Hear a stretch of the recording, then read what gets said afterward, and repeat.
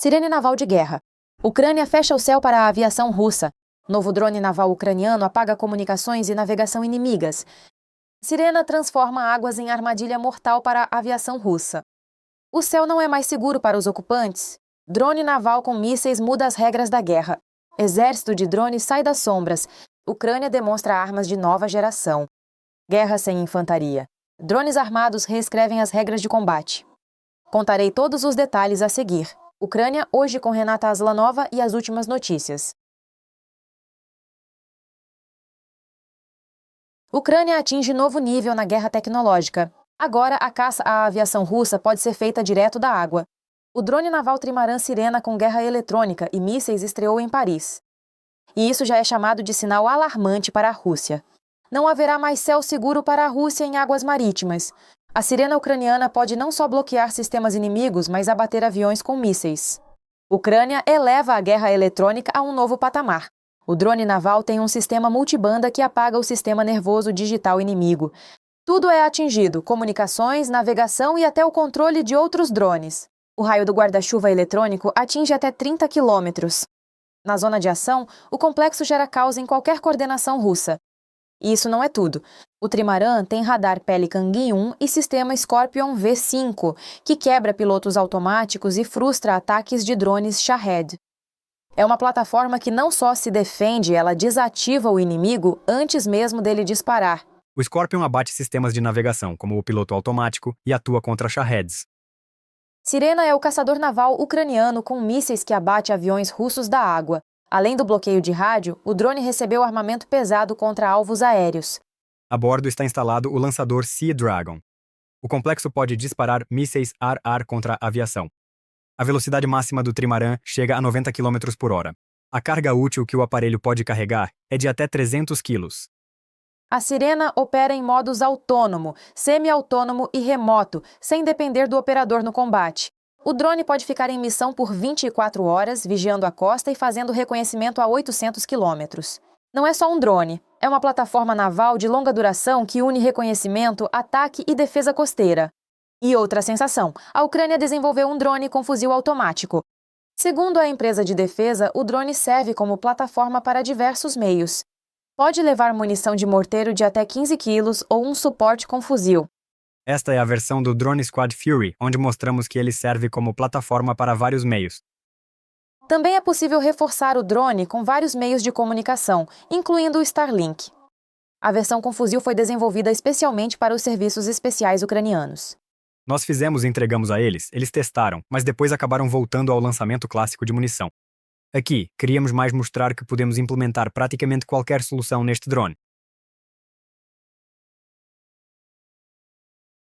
Isso mudará a guerra. Nos bastidores do fronte, uma verdadeira revolução tecnológica está acontecendo.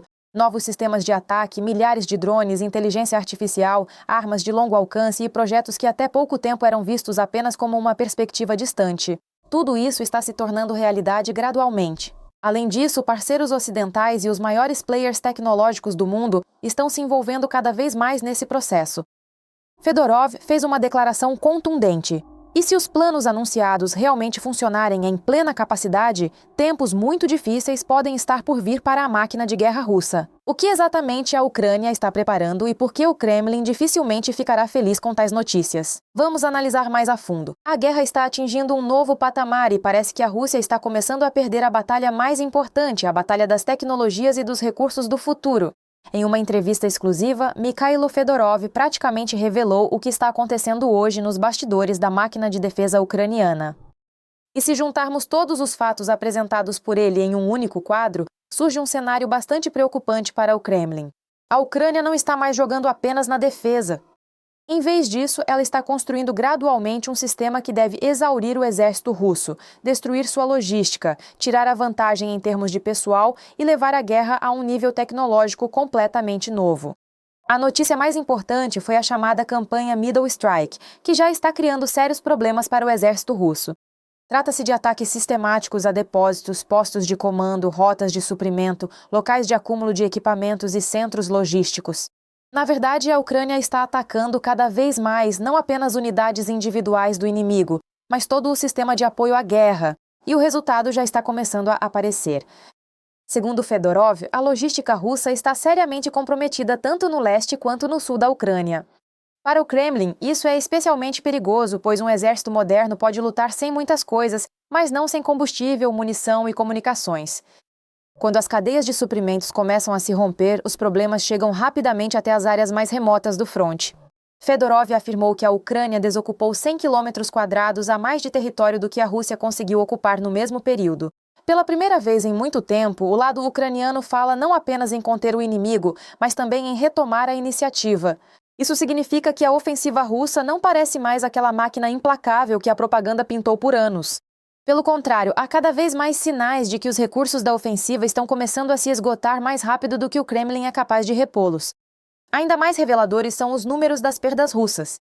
Segundo o ministro, por vários meses consecutivos, as forças de defesa da Ucrânia têm eliminado de 30 a 35 mil militares russos mensalmente. O mais desagradável para Moscou é que esse ritmo já está se aproximando da capacidade do sistema de mobilização russo. Na prática, o Kremlin caminha para uma situação onde os recrutas apenas repõem as perdas, sem criar reservas para novas ofensivas de grande escala. E uma guerra de exaustão torna-se muito perigosa para quem se esgota mais rápido. Mas a grande aposta da Ucrânia hoje são os drones. E a escala aqui é realmente impressionante. Só nos últimos 5 meses foram contratados mais drones do que em todo o ano anterior. Já se preparam as compras dos primeiros 150 mil drones Middle Strike e depois Deep Strike, FPV e outros sistemas de ataque. Na verdade, a Ucrânia está criando um novo braço das Forças Armadas, capaz de atuar a centenas de quilômetros de profundidade em territórios controlados pelo inimigo. Para a Rússia, isso significa uma perspectiva extremamente desagradável. Cada vez menos alvos estarão seguros, mesmo longe da linha de frente. O fato de a Europa estar disposta a financiar especificamente a produção ucraniana também é de suma importância. Empréstimos e programas de apoio são cada vez mais focados não na compra de armas estrangeiras, mas na produção de mísseis, drones e artilharia de longo alcance ucranianos. Isso muda a situação fundamentalmente. Pois uma coisa é depender de suprimentos externos, e outra bem diferente é tornar-se um Estado que produz sozinho a maioria dos tipos de armamento criticamente importantes. A cooperação com gigantes tecnológicos ocidentais está prosperando. Segundo Fedorov, a Ucrânia já trabalha com equipes ligadas à Palantir Technologies, ao ex-chefe do Google, Eric Schmidt, e a vários outros projetos internacionais. Não se trata apenas de consultoria. Trata-se da criação de novos sistemas de interceptação, novos complexos de ataque e do uso de inteligência artificial diretamente no campo de batalha.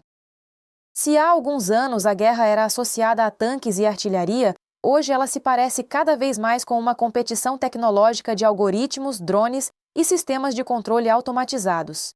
Vale destacar também as declarações sobre os sistemas de defesa aérea ucranianos. Recentemente, a taxa de interceptação de mísseis de cruzeiro e de drones Shahed aumentou significativamente.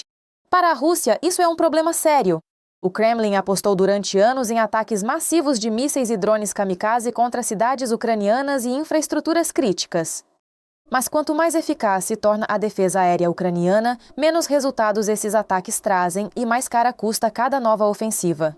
O ministro também falou sobre mísseis para os F-16. Fedorov disse que quase 100 mísseis foram obtidos em regime de urgência graças à coordenação com os parceiros. Isso demonstra outra tendência importante. A Ucrânia está se integrando cada vez mais ao sistema de segurança ocidental. E se antes certas decisões podiam levar semanas ou meses, agora muitos processos ocorrem praticamente em tempo real. No entanto, a declaração potencialmente revolucionária mais marcante dizia respeito à balística ucraniana. O ministro afirmou categoricamente que os mísseis balísticos ucranianos podem mudar o curso da guerra e até o status da Ucrânia no mundo. E este é talvez um dos sinais mais importantes dos últimos meses. Se a Ucrânia conseguir estabelecer a produção em massa de sistemas balísticos modernos, alvos que a Rússia ainda considera relativamente seguros estarão sob ameaça. Centros logísticos, armazéns, bases militares, postos de comando e empresas da indústria de defesa podem perder sua inviolabilidade. Não menos interessante é o acordo de drones que Volodymyr Zelensky está promovendo durante as negociações com parceiros. Sua essência não é apenas obter ajuda. A Ucrânia propõe uma parceria estratégica de 10 anos no campo das tecnologias de defesa. Na verdade, Kiev vende não apenas produtos, mas também uma experiência de combate única, quase sem paralelos no mundo hoje, e em troca recebe financiamento, tecnologias modernas e novos sistemas de armas. Enquanto a Rússia continua a apostar no número de mobilizações em massa e nas abordagens soviéticas à guerra, a Ucrânia aposta em tecnologia, automação, inteligência artificial, ataques de precisão e produção em larga escala de drones. Isso não é mais apenas um confronto entre dois exércitos, é um choque entre dois modelos de futuro. E o mais desagradável para o Kremlin é que muitos dos projetos anunciados estão apenas começando a ganhar força. Compras em massa de drones, novos programas de ataque, o desenvolvimento da balística ucraniana, a cooperação com as principais empresas de tecnologia do mundo e uma integração cada vez mais profunda no sistema de defesa ocidental podem ser o fator que mudará radicalmente o equilíbrio de poder nos próximos anos. Parece que a guerra está entrando gradualmente em uma fase em que a vitória não será mais determinada apenas pelo número de soldados e tanques. A vitória será determinada pela capacidade de implementar novas tecnologias mais rapidamente, adaptar-se mais rapidamente e destruir a máquina de guerra do inimigo mais rapidamente.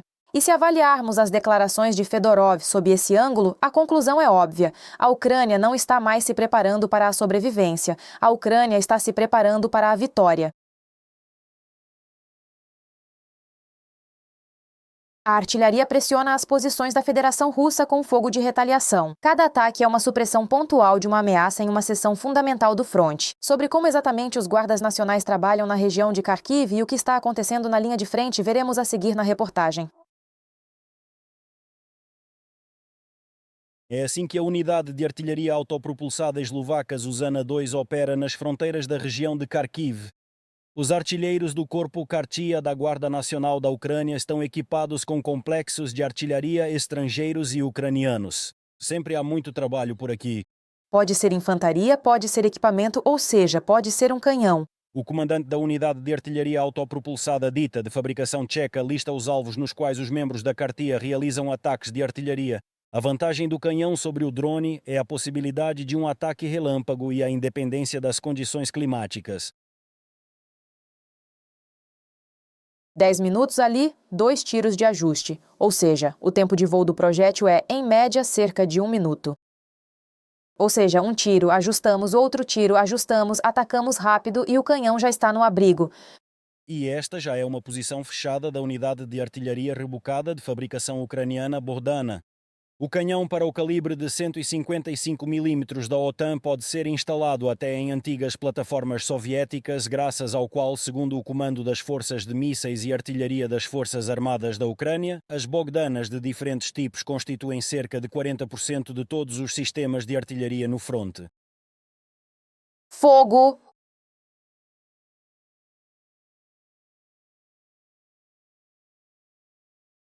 Fogo. Já instalamos o canhão da OTAN na plataforma rebocada. Trabalhar com a plataforma rebocada é geralmente mais fácil, porque ela se move menos durante o uso e também é melhor para camuflar o equipamento, facilitando o esconder de possíveis observadores. A coordenação dos combatentes deve-se à sua alta motivação. Cada artilheiro desta unidade decidiu juntar-se às forças de defesa da Ucrânia voluntariamente. Aqui na minha unidade não há militares de carreira. Todos eram civis. Alguns mineiros, outros trabalhavam em fábricas, bem, em várias empresas, não há militares. Todos vieram voluntariamente desde o início da invasão total. As crianças nos trazem, ou melhor, nos enviam pacotes com guloseimas. Nem sei quem fez isso, mas as crianças nos enviaram.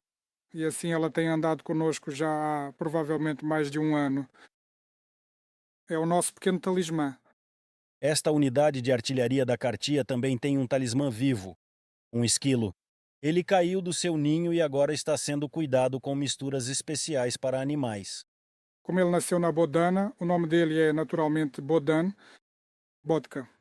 O presidente Volodymyr Zelensky declarou em outubro de 2025: a Ucrânia aumentou a produção da Bogdana para 40 unidades por mês. Isso foi possível graças ao apoio dos parceiros europeus e aos investimentos na produção, e tudo para proteger o que há de mais valioso no exército ucraniano, as pessoas. Oleksiy Baranovsky, da região de Kharkiv, para o canal Freedom. Putin foi longe demais. A crise de combustível atingiu toda a Rússia. Os problemas já chegaram ao coração da Federação Russa e os eventos das últimas semanas parecem cada vez mais o início de uma grande falha sistêmica. O país, que há anos se gaba de suas riquezas petrolíferas, de repente enfrentou algo para o qual não estava preparado. O mito dos recursos inesgotáveis da Rússia está evaporando diante de nossos olhos. O que está acontecendo com o combustível russo? Por que já surgem sinais alarmantes em várias partes da Federação Russa? E como a guerra planejada pelo Kremlin está atingindo a própria Rússia cada vez mais dolorosamente? Contaremos agora. Putin perdeu a mão na guerra. A crise de combustível chegou ao coração da Rússia, Moscou e São Petersburgo. No país que por décadas se chamou de superpotência energética, os postos de gasolina começaram subitamente a impor limites para a gasolina e diesel.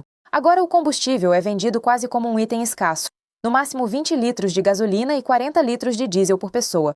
A ironia da situação é que isso não está acontecendo em algum lugar remoto, mas nas duas principais cidades do país. Ainda mais interessante é a reação dos funcionários do governo. As autoridades tradicionalmente garantem que não há escassez e que os estoques são suficientes. Mas se o combustível está mesmo sobrando, por que então limitar a sua venda? Parece que a burocracia russa inventou de novo sua própria versão da realidade, onde tanques vazios são chamados de suprimentos estáveis e limites nos postos, de ausência de problemas. Até bem pouco tempo atrás, a propaganda russa zombava das filas de combustível na Ucrânia. Agora, problemas parecidos atingem a própria Rússia, de Moscou e São Petersburgo a Rostov, Kazan, Kursk e Volgogrado. E enquanto o Kremlin segue falando da força de sua economia, na prática, o país com uma das maiores reservas de petróleo do mundo começa, de repente, a economizar gasolina. Parece que o maior inimigo do setor de combustíveis russo já não são as sanções, mas as consequências da sua própria guerra. Os problemas chegaram ao Tartaristão, uma das principais regiões petrolíferas da Rússia, que é a segunda em extração de petróleo e líder em seu refino. Lá, drones atacaram as refinarias de petróleo Taneco e Taif-NK. É de lá que vem grande parte do suprimento do mercado de combustíveis do país. Assim, quando surgem dificuldades no coração do refino de petróleo russo, não surpreende que as consequências cheguem rápido até Moscou e São Petersburgo. Fica bem complicado. Os ataques ocorrem a centenas de quilômetros da capital, mas as restrições à gasolina já são impostas perto do Kremlin. O comportamento das próprias gigantes do petróleo torna a situação ainda mais cômica. Até pouco tempo, elas garantiam que não havia problemas e que falar em escassez era exagero. Mas a realidade se mostrou teimosa. Primeiro, as restrições surgiram na região de Moscou, depois na Nova Moscou e agora chegaram às maiores cidades do país. Dá-se a impressão de que as autoridades russas tentam convencer o povo de que não há incêndio, enquanto correm em volta da casa com baldes. As regiões que deveriam alimentar todo o país também foram afetadas. Na região de Irkutsk, os agricultores já falam abertamente sobre o risco de falência. Falta diesel, os preços atingiram níveis recordes e o plantio está simplesmente parando em alguns lugares. A fazenda Buretskoye já foi obrigada a suspender a sua campanha por falta de combustível. Que reviravolta! Uma superpotência energética não consegue abastecer os seus próprios tratores. O problema é tão sério que sugeriram aos agricultores locais abastecer o maquinário pesado em postos de gasolina comuns. Parece piada, mas são exatamente essas as ideias que os funcionários públicos propõem agora. Na verdade, os fazendeiros apenas dão de ombros. Colheitadeiras e tratores enormes não podem fisicamente operar com esses esquemas.